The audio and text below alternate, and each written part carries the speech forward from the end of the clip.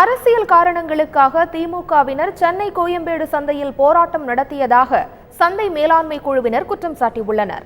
சென்னை கோயம்பேடு சந்தையில் சுகாதார சீர்கேட்டை கண்டித்தும் வாகன நிறுத்தும் இடங்களை சட்டவிரோதமாக வியாபாரிகளுக்கு கடை நடத்த அனுமதி வழங்கியதை எதிர்த்தும் திமுகவினர் போராட்டத்தில் ஈடுபட்டனர்.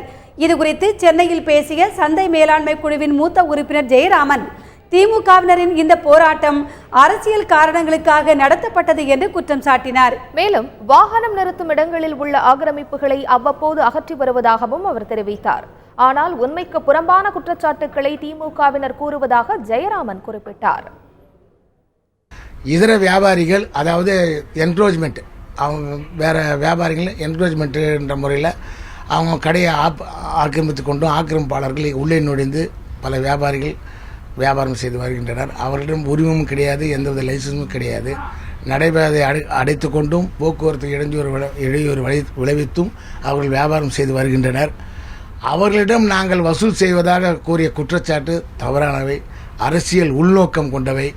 இந்த மாதிரி குற்றச்சாட்டை அவர்கள் சொல்வதற்கு முன்பு யோசித்து பார்க்க வேண்டும். தவறான தகவலை தந்து அரசியல் லாபம் தேடுகிறார்கள்.